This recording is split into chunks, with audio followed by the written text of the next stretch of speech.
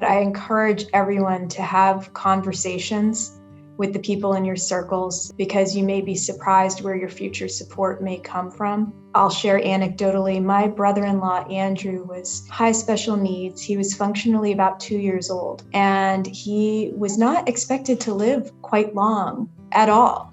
And he lived to be 44. And I'll never forget, a couple weeks before he passed away, unexpectedly, my father-in-law said, I never thought I'd be changing my child's diapers at 70. But there they were.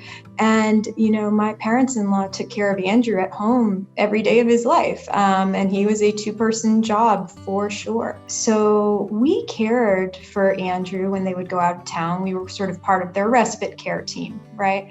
And they'd go on vacations, and they had wonderful programs and benefits that did provide caregivers for respite care and did allow Andrew to go to public school and to, he walked across the stage at a high school graduation, like really wonderful things.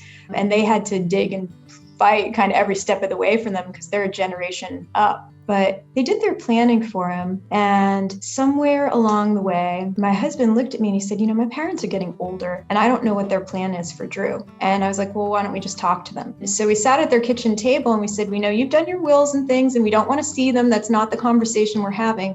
We just want to know what your plan for Andrew is. And they said, well, we've written it so that he will go to a place where he is cared for.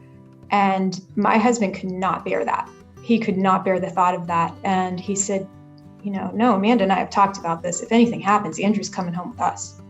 And that completely floored my in-laws. They were like, are you prepared to bring that into your life? And we were like, yes. And this is, there was no question to us, but they wouldn't have known that. And I don't think they would have asked, so the conversations, I think are such an important part when you have caregiving in your sphere, because you never know who may offer to contribute.